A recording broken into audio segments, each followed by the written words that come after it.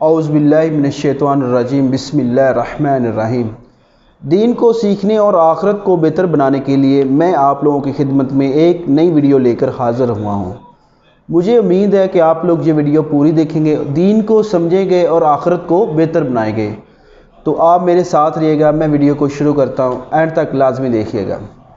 علامہ جزری رحمۃ اللہ تعالیٰ بزرگ ہوئے ہمارے بہت بڑے، آپ فرماتے ہیں ایک دن میں ظہر کی نماز کی امامت کروا رہا تھا، جب نماز سے فارغ ہوا نا تو کیا دیکھا کہ کونے میں ایک شہباز بیٹھا ہے۔ یہ والا شہباز نہیں جو ایک سر درخت سے اڑا تو دوسرا تو دوسرے سے اڑا تیسرا، جس کو آپ نیشنل جیوگرافک پہ دیکھتے ہیں، نہیں، حضور نبی علیہ الصلوۃ والسلام کا شہباز۔ آپ فرماتے ہیں ظہر بھی پڑھی، عصر بھی پڑھی، مغرب بھی پڑھی، عشاء بھی، لیکن حرکت نہیں کی، اس نے وہاں بیٹھا رہا۔ آپ فرماتے ہیں اس رات نا بادشاہ کے دربار میں محفل تھی، میں نے کہا ظہر سے بھوکا بیٹھا ہے۔ آپ فرماتے ہیں جب میں جانے لگا نا تو میں نے اس کے بھی کندھے پہ ہاتھ رکھ کے اس کو دعوت دی، میں نے کہا بادشاہ کے دربار میں محفل میلاد مصطفیٰ علیہ الصلوۃ والسلام ہے، تو چل میرے ساتھ، محفل میں بھی چلا جائے گا، ساتھ کو لنگر بھی کھانے کو مل جائے۔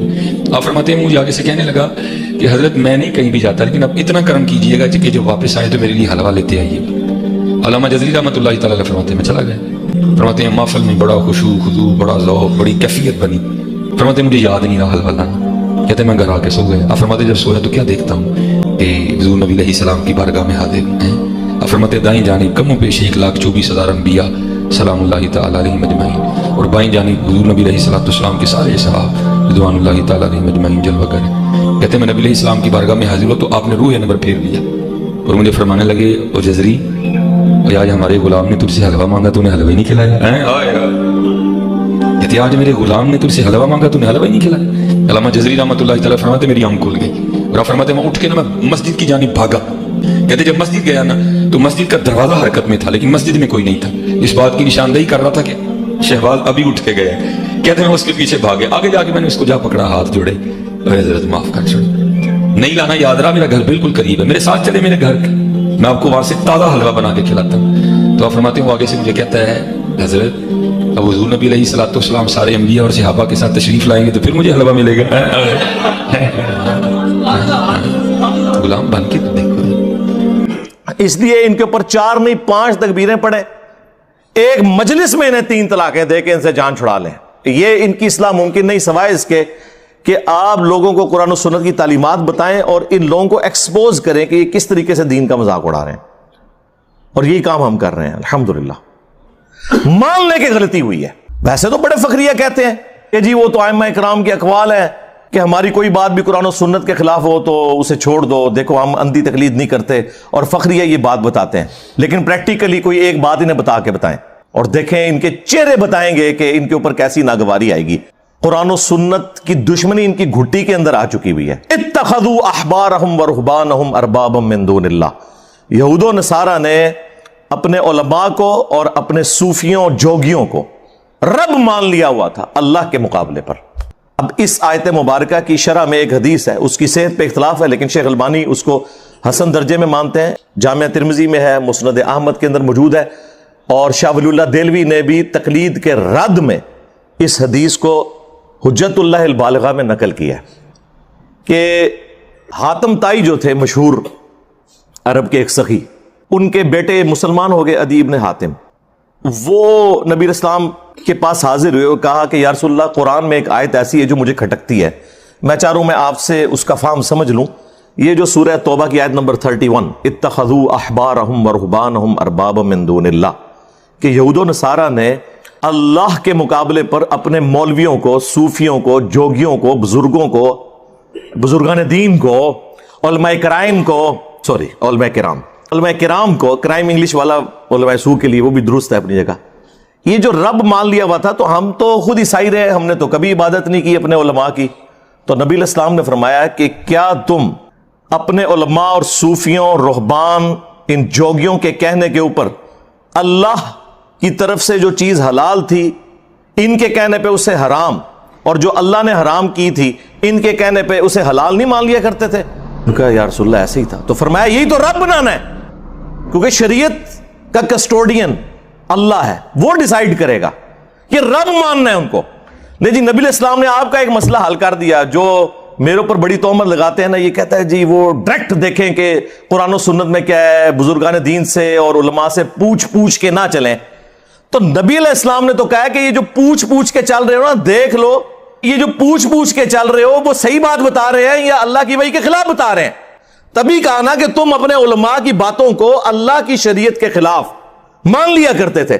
تو اس کا مطلب ہے کہ ہر بندے نے دیکھنا ہے کہ یہ مولوی کوڑ پہ مار رہا ہے یا سچ پہ کہندا ہے. یہی مطلب ہوا نا. وہاں تو کسی نے نہیں کہا کہ جی ہم تو ناقص العقل ہیں, ہم جاہل ہیں, ہم کیسے دیکھ سکتے ہیں کہ قرآن و سنت میں کیا لکھا ہوا ہے یا رسول اللہ, یہ تو علماء کا کام ہے نا. تو دیکھ لیں اس سے یہ بھی رزلٹ نکلتا ہے. اور ڈگری ان کی, اس کی اوقات یہ ہے کہ بریلوی دیوبندیوں کو جاہل کہتے ہیں, دیوبندی بریلویوں کے علماء کو جاہل کہتے ہیں, سنی شیعہ کے, شیعہ سنی کے. یہ ٹوٹل اوقات ہے ان کی ڈگریوں کی. اور ہماری ڈگری صحیح بخاری میں بلغوا عنی ولو آیا, پہنچا دو میری طرف سے خواہ ایک آیت ہی آتی ہو. یہ نبی علیہ السلام نے ہماری ذمہ داری لگائی ہے. باقی فقہ حنفی والوں کو ہم ریکویسٹ کریں گے کہ آپ ذرا اپنے بابا جی, جنہیں سارے ہی بابا مانتے ہیں, شاہ ولی اللہ دہلوی, ان کی کتاب حجت اللہ البالغہ پڑھ کے تو دیکھیں. انہوں نے تقلید کے بارے میں جو طبیعت آپ لوگوں کی صاف کی بھی ہے نا, انہوں نے کہا کہ امت کی گمراہی کی سب سے بڑی وجہ یہ اندھی تقلید ہے. ہاں, انہوں نے کہا کہ واجب ہے لوگوں کے اوپر کہ جب انہیں سنت پہنچ جائے تو وہ سنت کے مطابق عمل کریں, اپنے امام کے اقوال کو چھوڑ دیں. اور انہوں نے اس میں لکھا ہے جو بخاری اور مسلم سے بغض رکھے وہ سنیت سے خارج ہے. اور اس پہ اجماع ہے کہ بخاری اور مسلم کی تمام متصل الاسناد احادیث قطعی الصحت ہے. ان سے بغض رکھنے والا بدعتی ہے, وہ سنی نہیں ہو سکتا. تو مجھے بتائیں کون بغض رکھ رہا ہے؟ عزتیں اویل کر رہے ہیں قرآن و سنت کے نام کے اوپر, چندے اکٹھے کر رہے ہیں قرآن و سنت کے نام کے اوپر, سواریاں سوار کر رہے ہیں مکے اور مدینے کی آوازیں لگا کے, اور پھینکتے کہاں ہیں دیوبند اور بریلی میں جا کے. اور جو شخص انہیں کہتا ہے کہ بھائی ان بابوں سے دستبردار ہو, اپنی نسبت اس کے ساتھ مضبوط کرو جس کی قبر مدینے میں صلی اللہ علیہ وآلہ وسلم, تو یہ کہتے ہیں کوئی نیا فرقہ لے کے آ گیا. نیا نہیں لے کے آیا سرکار, یہ مرنے سے پہلے اے مسلمان کر لے اس پہ غور. کتابوں کا خدا اور ہے, بابوں کا خدا اور. بابے بھی اسی خدا کو مانتے ہیں لیکن ان کوالٹیز کے ساتھ نہیں جو وحی کے ذریعے آئی ہیں, بلکہ ان کوالٹیز کے ساتھ جو ان کے بزرگوں نے تعلیم فرمائی ہے. تو دیکھیں سرکار پھر اللہ نے تو اڑے بلا کیڑی چھڑی ہے. ہاں, جڈی گمراہی سی نا اڈی وڈی بلا چھڑ دیتی ہے. میرے نبی سا ہے ہی کوئی نہیں, تیرے بابے تے شاہ ہی کوئی نہیں. تو وہ آپ یہ دیکھیں, یہ جب کبھی گمراہی بڑے لیول کی آتی ہے نا تو اس کے آگے پھر ہرڈل اور رکاوٹ, اور اسے ختم کرنے کے لیے اسی لیول کی بڑی آواز پھر بلند ہوتی ہے. اور یہ یقین کریں کہ مجھے بھی نہیں پتا مجھے کس طریقے سے اللہ تعالیٰ نے لا کے تو اس پلیٹ فارم پہ اتنی دلیری کے ساتھ کھڑا کر دیا. یہ انسان اپنی مرضی سے کچھ نہیں کر سکتا. اللہ تعالیٰ وقت کے ساتھ حالات و واقعات فیوریبل کرتا ہے. ظاہر ہے کہ ابھی اس وقت جو ہم باتیں کر رہے ہیں, آج سے 15-20 سال پہلے تو تصور ہی نہیں تھا, ملک کے حالات ہی ایسے نہیں تھے. ہر چیز فیوریبل ہوتی ہے, اللہ تعالیٰ کی تائید شامل ہوتی ہے, تو پھر یہ معاملات بہتری کی طرف جاتے ہیں. تو ہم ان کو بار بار یہ چیز سمجھا رہے ہیں کہ اللہ سے ڈر جائیں, اپنی اصلاح کریں. اس لیے ان کے اوپر 4 نہیں 5 تکبیریں پڑھیں, ایک مجلس میں انہیں 3 طلاقیں دے کے ان سے جان چھڑا لیں. یہ ان کی اصلاح ممکن نہیں سوائے اس کے کہ آپ لوگوں کو قرآن و سنت کی تعلیمات بتائیں اور ان لوگوں کو ایکسپوز کریں کہ یہ کس طریقے سے دین کا مذاق اڑا رہے ہیں. اور یہی کام ہم کر رہے ہیں الحمدللہ. جی ناظرین, ہم نے اس ویڈیو میں مل کے بہت کچھ سیکھا. اللہ تعالی ہمیں اس پر عمل کرنے کی توفیق عطا فرمائے اور دین کو صحیح معنوں میں سیکھنے کی اللہ پاک ہم کو صلاحیت دے. تو یہ ویڈیو اچھی لگی ہے اپنے دوستوں کے ساتھ شیئر کریں, ہمارے چینل کو سبسکرائب کریں اور کمنٹ میں آپ ضرور بتائیں کہ یہ ویڈیو آپ لوگوں کو کیسی لگتی ہے. تو ملتے ہیں ایک نیکسٹ ویڈیو کے ساتھ, تب تک کے لیے مجھے دیں اجازت. اللہ حافظ, اللہ نگہبان.